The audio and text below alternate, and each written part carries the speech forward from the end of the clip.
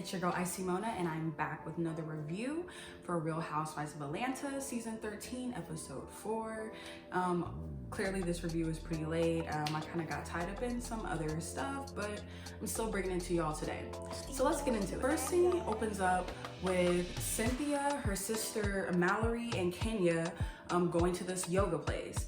And let me tell you, them doing yoga was a struggle, especially for Cynthia, because wasn't shit moving. Like, it was very stiff. And even Kenya too. Like, Kenya had talked about it herself, like, my hips haven't moved in a long time, because Mark's not giving her nothing, so she's still down there too. So once the yoga session kind of starts wrapping up, Cynthia brings up like her wedding troubles with Mike, the whole venue and COVID and the date, all that or whatever to Kenya. Obviously Mallory has already heard this, but Mallory chimes in and is telling Kenya that basically Cynthia, Mike asked her what's more important, like pretty much like the wedding or like me, and she was just like, I don't know.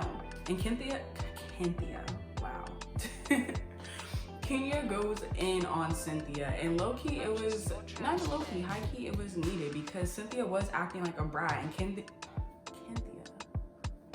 Kenya pretty much told her, like, do you want to marry him for him, or are you trying to put on a show? And Cynthia kind of got offended by that, because she's like, basically like, oh, Bravo, I'm not doing this for Bravo, blah, blah, blah. But I think it was the bigger message beyond Bravo, a show, as in like, do you just want to have this wedding to have the food, the dressing up, like, all that performance piece of it, or actually just marrying this man? And at first Cynthia was kind of acting like a brat, she was like, support me, like all that bullshit. But towards the end she pretty much told her, like, I get what you guys are coming from, I'm starting to see his side more now that, like, Kenya was in that ass, and that she agrees with them. And also in this scene, this is when we get the start of Kenya basically saying how she regrets from last season ruining I'm getting all the names mixed up, ruining Cynthia's engagement. For those who don't know, she basically went up to Cynthia and was like, oh my gosh, you're gonna get engaged, after Candy just literally told her it's a surprise. So she's trying to redeem herself now after all this time has passed. Like, okay, whatever. So the next thing we get, it is Candy and Kenya meeting up for lunch. The girls are meeting up. At first they're just talking about how they've been losing weight, blah, blah, blah. And then Kenya brings up Cynthia's wedding troubles to Candy, and how she basically was trying to decide between the wedding or himself or whatever. And that kind of segues into Kenya basically saying how she felt bad in the past with what she did to Cynthia for ruining her engagement, and how she wants to make that up to her. So her way of making it up to her is she wants to throw Cynthia a surprise engagement party, but the thing is that she wants Candy to be the fake host of it. So Candy was basically like, do you want me to be the host because basically nobody fucks with you? And Kenya's like, no, blah, blah, blah. No, it's facts, because they even brought up on Bravo, I'll probably put it up here, where literally if Kenya was to like tell the girls about the party, probably half of those girls wouldn't come. So it's like, Kenya, stop playing. Like, especially how self-absorbed you are, there's no way you would want someone to host something. Like, exactly why, because these girls don't fuck with you like that. But Candy's cool with it. She's like, okay, like, I guess, like, I'll do it, So then Kenya gets messy per usual and brings up Portia being arrested again. She puts the emphasis on again. It's basically like, oh, like, she makes it seem like she's doing it like for TV, and was saying how like, oh, like she's doing all this protesting, but she's not safe with it, talking about the COVID and the mask. And I'm gonna say my piece on it. My piece is this, because I participated in at least 3 or 4 protests when like that time period was happening, and I did have my mask on. I'm not gonna lie, throughout some of the protests I had to take it off because it's hot as fuck and there's so many people, and I know COVID is huge, and it's probably, not even probably, it is worse than when it was when it started. But with all, it was just so much going on at once. It was low-key one of those things where you gotta pick a struggle. Like, am I gonna stand up, defend my rights, or stay in the house, be safe because of COVID? That's kind of how I felt like. So like I said, for me, like, I went to protest. No, my mask was not on the whole time, but like, we were fighting for bigger problems. And I just feel like Kenya saying that was just rude as fuck. Like, she just seemed like she's just a hater. Like, why are you so upset that she's getting the attention for doing something good for the community? And I feel like she's jealous too, because it's not even attention from the other girls. It's attentions in a broad spectrum, because this has made like headlines, at least in like Black entertainment. what is Kenya getting headlines about? Her shitty ass husband? Like, you know? Candy basically defends Portia and is basically like, you know, the girl's on her shit. Like, okay, like, moving on. So then Kenya brings up Latoya and how like she was at her house the last time they were taking shots, the dating app, and I guess their flirtatious chemistry. And Candy's basically like, okay, there's a little bisexual tease going on there. Like, should I give him some bedroom candy? I don't know what the storyline is supposed to be, Latoya and Kenya, because at first I'm like, okay, they're supposed to be best friends. Like, Kenya's going through all this marriage stuff, so Latoya's the young one to keep her kind of, you know, but now it's kind of heading in this whole they're lovers. Like, it's starting to get very interesting. So the next scene, we have Drew and Ralph meeting with the counselor. It starts off with them in their house and them talking to the mom about who's gonna watch the kids, and the mom just giving them, you know, some advice with the counseling, like, you know, stick to it, get the work done, blah, blah, blah. So then the counselor comes over and they go in the backyard. And side note, this whole thing of these like face masks, not like the mask, but the shields, like, what is the point? Like, can't shit like just travel up and through? Like, I know it looks cute, but it's like, what are you really, you might as well just not wear shit. But anyways, so the counselor shows up and she basically asks both of them, like, what are your goals within like the relationship or whatever. And Drew's goals, the two ones I can remember, is transparency and for Ralph to show more genuine love to her son. Because as y'all may know or may not know, when she first met Ralph, she already had a son from a previous relationship. But that really stood out to me because I was just kind of like, dang, like that's kind of like serious. Like, if you're saying that he feels like he doesn't show genuine love, or I guess she put it in a sense of like it's tough love that he shows to him, but to the other kids he may be much softer and like sweeter towards him because like those are his like blood kids or whatever. And that definitely raised some eyebrows because I'm like, I get the marriage as a whole has shit to work on, but if that's one of the problems, then it's like y'all got a whole lot more to work on, like a whole lot more. So then she asked Ralph his goals, and his main ones was respect and sex. I will say, because he was like, oh, sex 3 times a week. I don't feel like that is asking for a lot, but then at the same time, it's like, okay, I don't have kids. Like, I'm a single person, whatever. And I'm sure if you're married and you have kids, 3 kids at that, all around the same age, it probably is, you know, a little bit harder to get it in, and you got moms in the house and all that shit. So it's like, I get it. But for him saying respect, I'm like, but you're so disrespectful. Like, I'm really trying to figure out, how does she disrespect you? Oh no, he said this. As far as respect, he emasculates her. He said she emasculates me like how her mom did to her dad. And I'm just kind of like, well, damn. Like, we didn't need to know all that. That was kind of shade. But like, I'm just still trying to see how, I mean, maybe there's sometimes behind closed doors that we don't know about, but from the outside looking in, if anyone's disrespectful as fuck, it's Ralph. Basically, Drew starts explaining like how she goes to counseling herself just to help him out or whatever, and he kind of does like this touch to her, like a fake ass touch, and she was just like, what the fuck is that? Like, that's not even genuine. And it literally, because she literally said herself, like, it looks like he's about to laugh, and it dead ass looked like he was about to laugh. Like, I don't know, he's just very just rude. Like, he just has like a mean spirit, mean energy. Like, that touch or whatever looked so like she said, like not genuine at all. And I feel like the counselor was trying to like defend him like hella hard, because then they went into like his background, his history, and basically his parents like got divorced or split up. The mom was a single parent, and I guess he was always helping the mom like with bills and stuff, but he didn't feel appreciated. So one day he was like, you know what, fuck this, I'm leaving. Went to go stay with the dad. The mom ended up getting evicted, hella shit, and then she came back to him after and was like, oh, I'm sorry. And then the counselor's gonna be like, so when Ralph runs away, that's him meaning that he needs to be appreciated, needs an apology.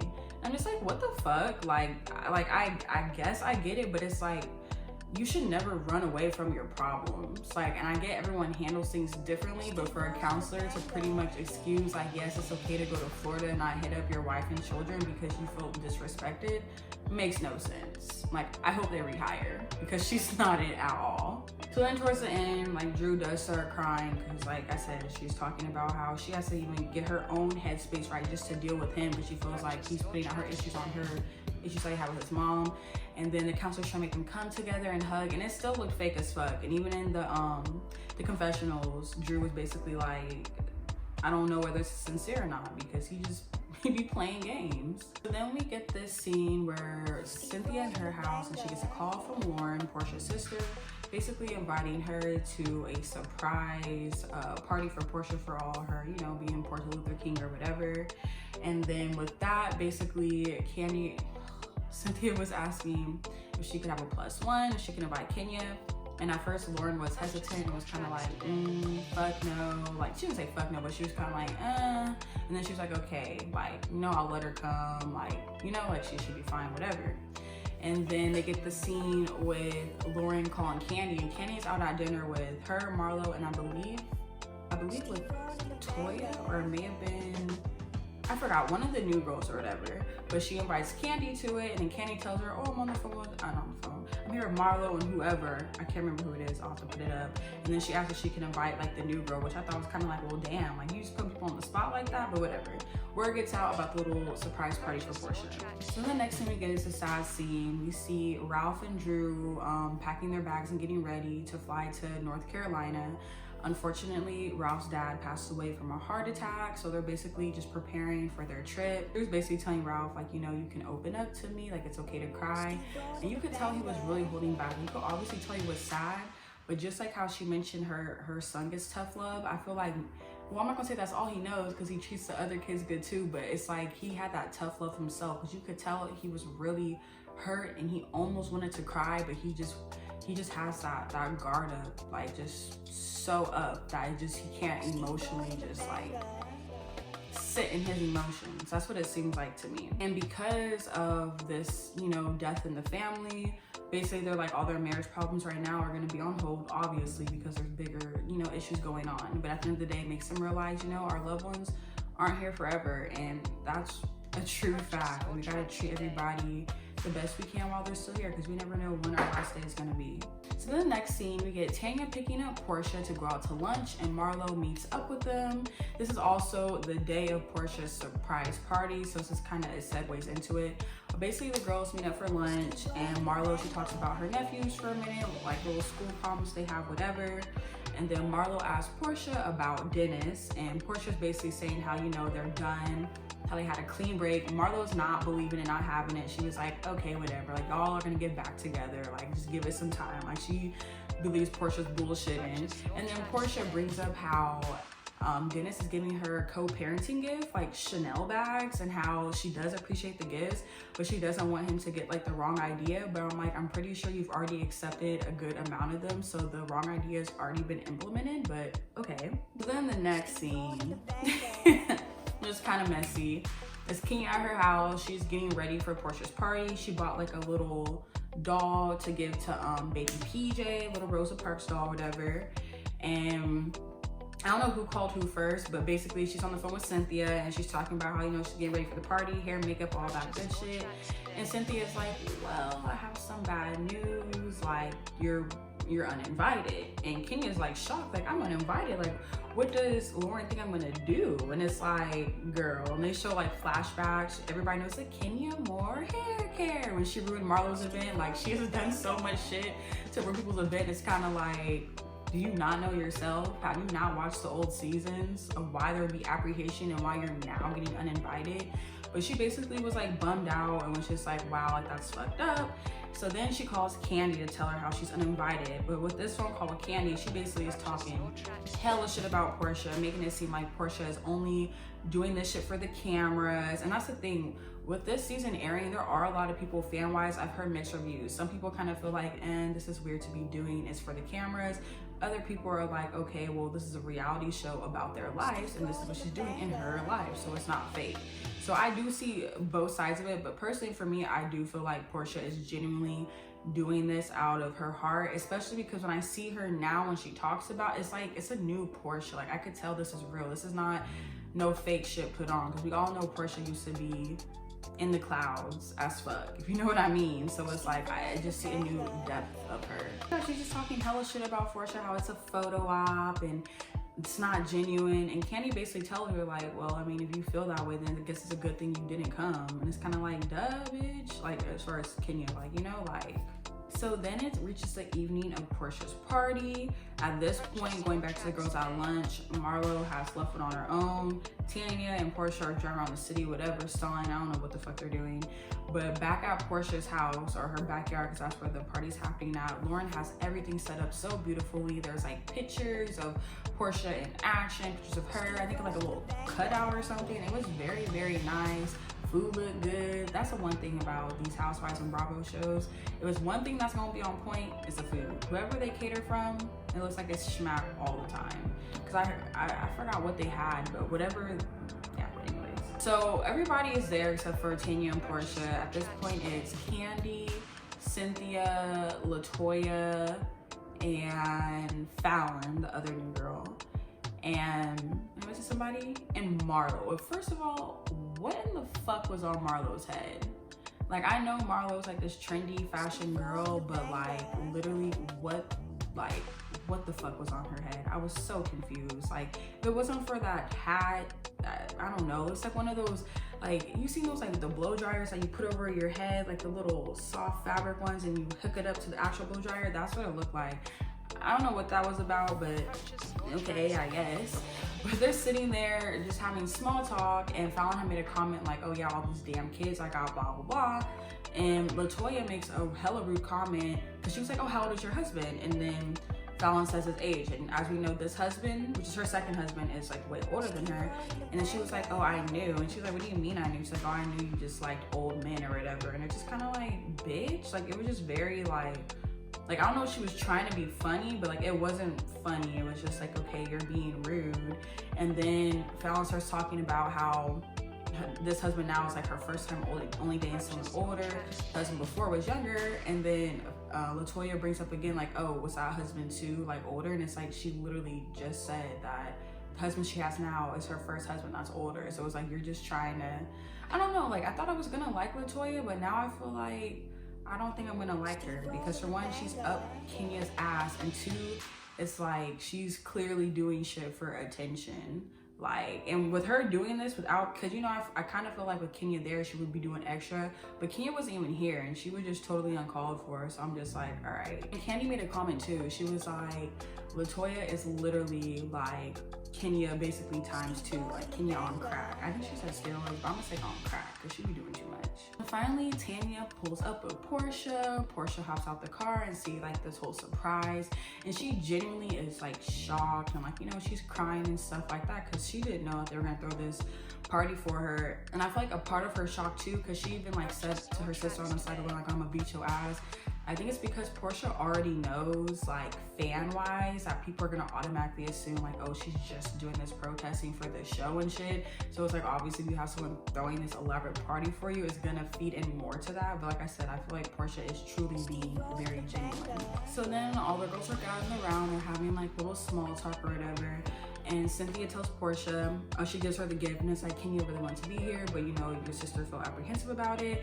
And Portia's pretty much like, I don't care. Like in her confessional, she's like, no one really knows, like even Kenya and themselves don't know where they stand with their relationship. Like it's kind of like, okay, like she don't really give a fuck, like if she wasn't there or not, or even if Kenya feels bad, because it's like, whatever. So then after that, Portia gives her speech on about like her protesting, her, you know, she gives a speech about like basically her journey with all this like civil rights stuff, and she mentioned something in there too, how like a lot of us Black people are complacent in where we are, and you know, like how we shouldn't be complacent. We need to still keep on fighting, keep on pushing. So at the end of the day, all the people who have died before us with all these police killings and things like that, it could have been any one of us, any one of our family members, all of that. So, and I feel like that was like a really powerful thing to say, especially because I feel like with them, because you know, they're rich, they got money, like they probably don't have as many struggles as some other Black people who are just regular Black people. So I feel like her putting that out there, like, you know, don't be complacent in this, like, no, you still need to push too, really speaks volumes. And then at this moment, this actually happened before Portia's speech, I'm kind of out of order, but Candy invites all the girls to the surprise thingy for Cynthia. Obviously she doesn't say it's for Cynthia, but she tells him that, oh, I'm putting this whole event together, blah blah blah. So invites the girls to that. And that was pretty much the end of the episode. Real House of Atlanta has kind of been boring, and I'm gonna review episode 5 next. It is slightly starting to get better, but I'm still kind of missing, it just hits different. But thank you guys for watching my review. Please make sure to like, comment, and subscribe, and follow me on my socials, and I'll see you next time. Bye.